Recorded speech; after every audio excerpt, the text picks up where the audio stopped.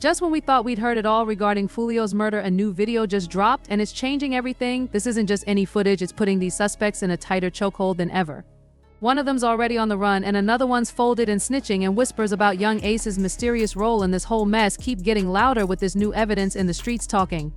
It looks like Foolio's killers are closer to meeting their fate than they ever thought. New footage condemns Foolio's killers. The mystery surrounding the tragic murder of Florida rapper Foolio has taken a dark and revealing turn. On June 23rd, the 26-year-old rapper, born Charles Jones, was shot and killed outside a Holiday Inn in Tampa while celebrating his birthday. The crime shocked fans and sent waves through the hip-hop community, but now with the release of the full surveillance video, a new layer of horror has emerged. In a press conference days after the incident, Tampa police unveiled the complete scope of the savage and calculated assault that took Foolio's life. You can see the gunman getting into position for the planned-out murder, a police representative explained while narrating the footage, which shows 3 suspects strategically moving into place before unleashing a hail of gunfire on the unsuspecting rapper. The video, which follows the movements of the assailants as they ambush Foolio in the parking lot, paints a chilling picture of a cold-blooded murder plot just weeks after the murder. A leaked clip from the CCTV video had appeared online via TMZ, showing one of the men shooting an assault weapon at Foolio's car. Although the short movie aroused uproar, the release of the full video confirmed what many had feared: Foolio's death was the result of a meticulously orchestrated setup. It's clear from that video what they were set out to do and what they had planned to do, the police officer reiterated, underscoring the premeditated nature of the attack as the investigation unfolded. 3 suspects were apprehended in connection with Foolio's murder. The Jacksonville Sheriff's Office, JSO, arrested 18-year-old Sean Geit, 21-year-old Alicia Andrews, and 21-year-old Isaiah Chance Jr. Body cam video from the arrest was posted by JSO on social media, adding to the already building evidence against the 3. Saturday afternoon, JSO SWAT, CPR, and gang unit officers identified and detained Sean Geit, Alicia Andrews, and Isaiah Chance Jr. Read the JSO post on X, previously known as Twitter. All 3 defendants were swiftly put into jail, and their role in the sinister plot behind the murder became increasingly clear with each passing day as new revelations pointed to additional perpetrators. 2 individuals, Rashad Murphy and his brother Davian Murphy, were named as key suspects in the gruesome crime. Rashad's capture followed a tense, hours-long standoff in Jacksonville, but his brother Davian, aged 27, remains elusive. Law enforcement officials are convinced that Davian was an active participant in the murder. Surveillance footage captured him from a distance, his face concealed by an orange ski mask as he fired shots at Foolio's vehicle. Authorities have intensified their search for Davian, urging anyone with information to come forward. With a long and violent criminal record that includes convictions for aggravated assault and firearm possession, Davian presents a dangerous threat to the community. As the case unfolded, more chilling details emerged. In court, the footage of Davian's involvement was just one piece of a larger, damning puzzle. Alongside Rashad, 2 other suspects, Isaiah Chance, also known as Gaz, and Alicia Andrews, were arraigned on murder charges in Tampa. The courtroom atmosphere was anything but somber. The suspects, rather than displaying any remorse or concern for the severity of the charges against them, were nonchalant to the point of appearing detached from the gravity of the situation. Isaiah Chance was spotted nodding to the notorious diss track "Who I Smoke a Song" by Foolio's rival Youngji and Ace, further highlighting his callousness. Meanwhile, Alicia Andrews appeared to be in a lighthearted conversation with her attorney, even laughing during the proceedings. Their behavior sent shockwaves through the courtroom, revealing a disturbing lack of empathy for the tragedy they were accused of committing. This cold-hearted response from the suspects has only fueled public outrage, heightening the prosecution's resolve. Prosecutors are now more determined than ever to ensure that the full weight of the law is brought down upon these individuals. The community's fury has been palpable, and it is clear that the desire for justice is growing stronger by the day. The prosecution's strategy is to pursue the harshest possible penalties, leaving no room for leniency. As Monday's court session looms, all eyes are on the courtroom, where the stakes have never been higher. The revelation of these disturbing behaviors has not only cast a dark shadow over the accused but also intensified the fight for justice on behalf of the victim. The relentless pursuit of truth and accountability now fuels the momentum of the case, with prosecutors and the public alike demanding that these individuals be held responsible for the heinous crime they are accused of committing. Intentions clear: they will seek the death penalty for Gathright Chance and Rashad Murphy if convicted. The announcement made during a press conference highlighted the severity of the charges against the suspects. All 3 face counts of premeditated first-degree murder with a firearm, as well as conspiracy to commit murder. The prosecution indicated that under Florida law, everyone engaged in the plotting of a murder might be held guilty for the victim's death, even if they didn't fire the trigger. This legal doctrine assures that all 5 defendants, including Davian Murphy, will be charged for the murder of Foolio regardless of their precise participation in the shooting. Alicia Andrews, who is charged with conspiracy to conduct premeditated murder, was noticeably removed from the state's death penalty notice, but her participation in the crime remains relevant. Along with the others, she faces a possible life sentence without parole. The evidence against the accused is building, and the prosecution has set out a convincing case of premeditation. Under Florida law, premeditated murder entails a deliberate choice to kill. Kill made in advance of the deed. The time frame for this premeditated purpose need not be extensive. It only takes adequate time for deliberation before the act of murder is carried out in Foolio'S case. The surveillance footage captures the suspects methodically taking their positions around the parking lot, waiting for the perfect moment to strike. Their actions leave little doubt that the crime was deliberate, planned, and executed with ruthless efficiency. Had the suspects shown remorse or acknowledged the severity of their crime, they might have avoided facing the death penalty, but their callous attitudes, both during the murder and in court, have likely sealed their fate.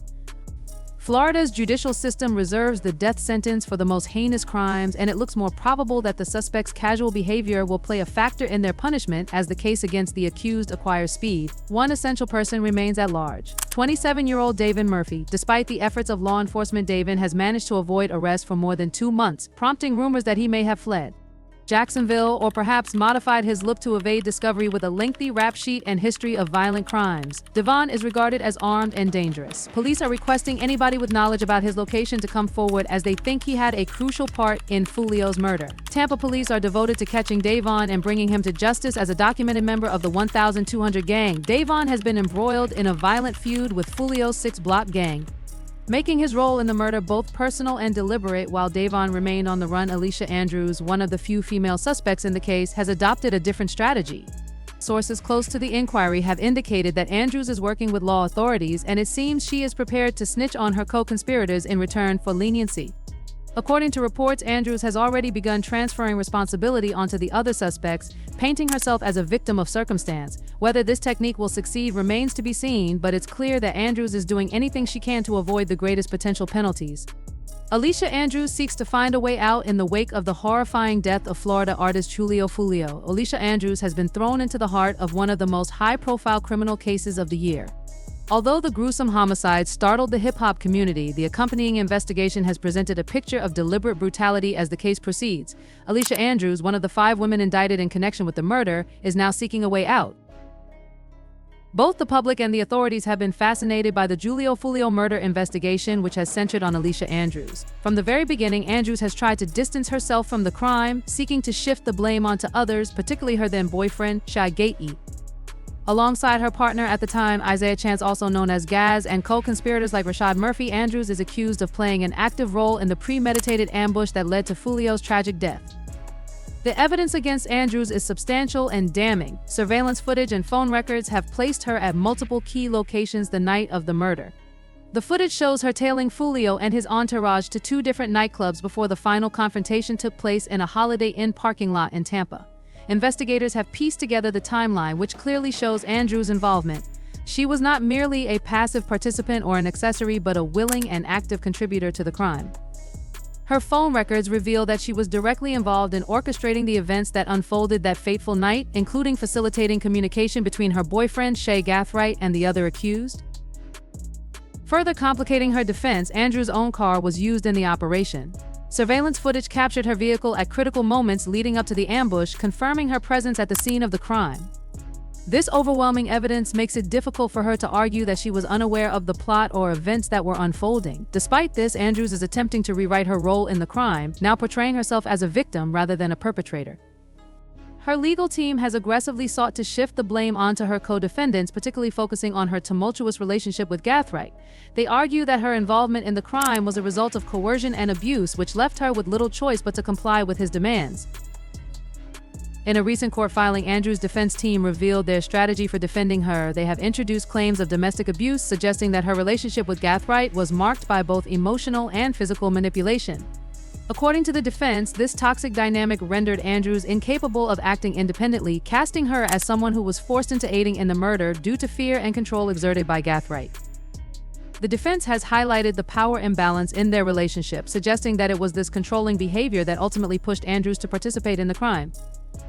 They argue that Gathwright's manipulation, combined with his emotional and physical abuse, made it impossible for Andrews to resist his demands, even when faced with the moral implications of their actions. The defense team's strategy relies heavily on portraying Andrews as a victim of domestic abuse, attempting to depict her as someone trapped in an abusive relationship that eroded her free will. They claim that her actions that night were not her own but were driven by the pressure and fear instilled by Gathwright. This argument has sparked controversy, as it appears to be an attempt to deflect blame from Andrews and onto her co-conspirator. While domestic abuse is a serious and tragic issue, critics of the defense have pointed out that it does not absolve her of responsibility for the events that transpired. Despite the growing evidence against her, including surveillance footage, phone records, and witness testimony, Andrews' legal team is determined to create a narrative that casts her as an unwilling participant in the crime. However, many remain skeptical of this defense, particularly given the extensive proof of her involvement in the ambush. The fact that she was seen at the scene of the crime and actively participated in the conspiracy makes it difficult for her to completely distance herself from the murder. As the case continues to unfold, the tension between the prosecution and the defense is palpable. Prosecutors argue that Andrews should be held fully accountable for her role in the crime, pointing to the wealth of evidence that suggests she was an active and willing participant in the plot.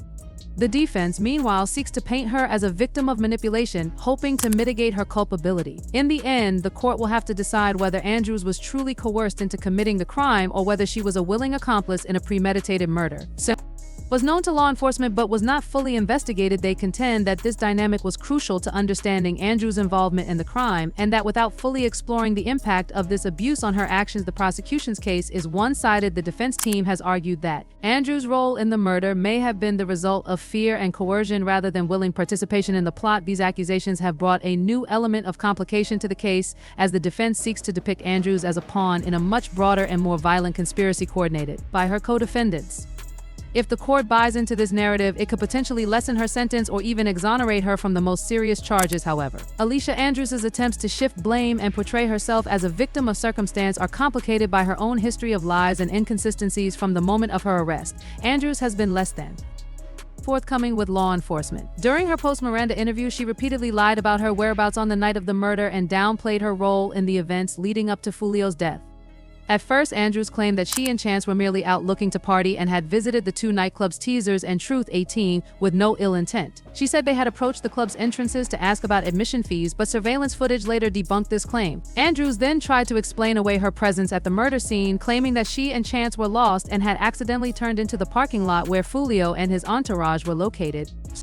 This excuse was also quickly proven false, as investigators uncovered evidence that Andrews and Chance had been tailing Foolio for hours before the final ambush. Despite these lies, Andrews admitted to certain key details during her interview. She acknowledged that she had allowed Chance to use her phone to communicate with Gathwright, and she admitted that she and Chance were in the vicinity of the crime scene at the time of the murder.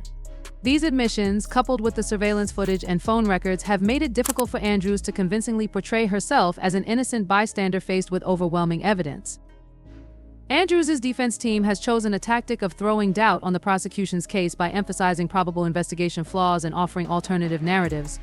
One of their primary arguments is that law enforcement did not adequately investigate other potential suspects who were with Foolio on the night of the murder. The defense claims that several of Foolio's companions had violent criminal histories and were carrying weapons at the time of the shooting, yet police failed to thoroughly interrogate these individuals. The defense also pointed to inconsistencies in the statements of Foolio's companions, arguing that these discrepancies were ignored by law enforcement in their rush to build a case against Andrews and her co-defendants. According to the defense, this failure to follow up on alternative leads has resulted in a skewed narrative that unfairly places the blame on Andrews and her co-conspirators while allowing other potential suspects to evade scrutiny in their court filings.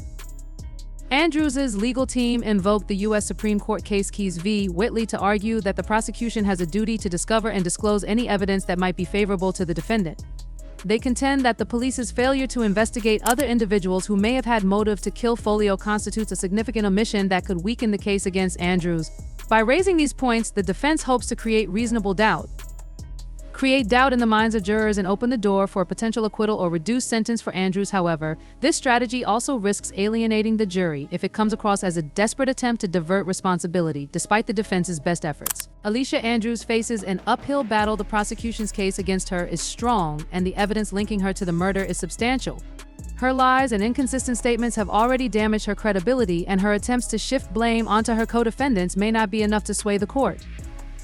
The state of Florida has already indicated its intention to seek the death sentence for some of Andrews' co-defendants, including Gathright Chance and Rashad Murphy.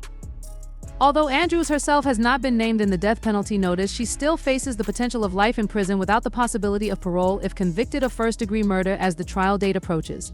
Andrews' legal team will need to provide persuasive evidence to persuade the jury that she was only a victim of circumstance rather than an active participant in Foolio'S murder. Whether they can effectively make that case remains to be seen in what may be her last opportunity to escape a life sentence.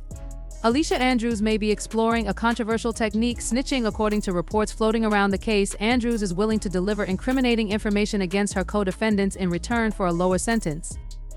This move would not only signal her desperation to escape the harshest penalties, but also further complicate the legal dynamics of the case.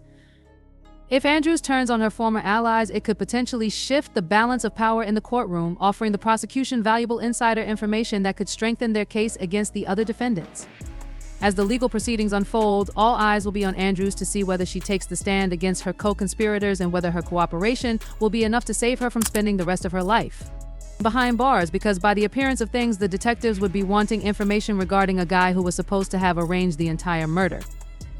Youngin Ace. The issue of Youngin Ace's participation lingers since Julio Foolio's death reached in the wake of the tragic murder of Jacksonville rapper Julio Foolio. One name has consistently emerged in the press and the public's eye: Youngin Ace. The long-standing rivalry between Foolio and Ace has become a defining feature of Jacksonville's drill music scene, igniting a bitter feud marked by violence, animosity, and countless confrontations. This rivalry, often played out in their music and public statements, has fueled the flames of hostility between the two, with each rapper continuously throwing jabs at the other through their lyrics. However, with Foolio's murder occurring on his 26th birthday, suspicions have naturally turned toward Ace, especially given the volatile history between the two. The question many are now asking is whether Foolio's murder was a carefully orchestrated hit ordered directly by Youngin Ace, or whether it was simply the tragic and deadly escalation of a feud that had already spiraled out of control over the years. Adding further intrigue to the situation is a viral video that has only heightened the suspicion surrounding Ace. The footage features a masked man dressed in an orange beanie and concealing his face, claiming responsibility for Foolio's death. The man in the video insists that he was the one who executed the hit on Foolio, carrying out what he claims was a contract killing ordered by none other than Youngin Ace. In the chilling video, the masked individual makes an unequivocal confession, stating that Ace had paid him a hefty sum of $10,000 to kill Foolio. Everything I love, bro, on the dead homies, bro. I put everything on my soul, on my kids. I'm the one who smacked Julio that night when he was dropped at his birthday party. Bro, the man declares with unsettling confidence.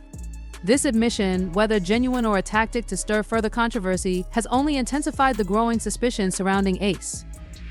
The chilling tone in the man's voice and his willingness to openly claim the murder have sent shockwaves through the community, leading many to question the true extent of Ace's involvement in the crime.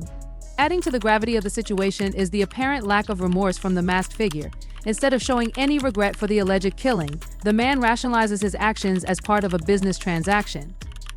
It is what it is, bro. I don't give an expletive about that money. Anybody can get it. Fio had it coming to him, he says, making it clear that his motivation was not personal vengeance, but rather the execution of a contract. This cold and calculated approach to the murder suggests a deep and troubling mentality, one that mirrors the ruthless nature of the ongoing gang conflict between Ace's ATK Ace's top killers and Foolio's KTA Kill Them All crew. The video's message was loud and clear. Foolio's death was not a random act of violence, but rather the result of an ongoing, brutal rivalry between two powerful factions within Jacksonville's underground music scene.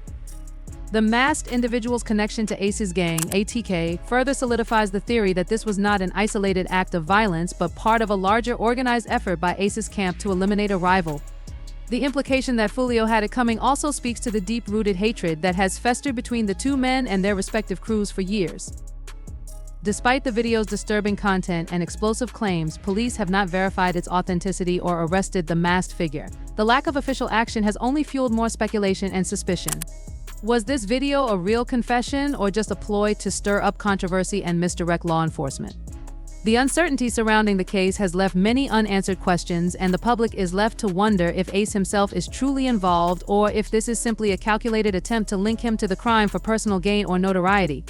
As the investigation continues, the tension between Ace's supporters and Foolio's fans grows more palpable.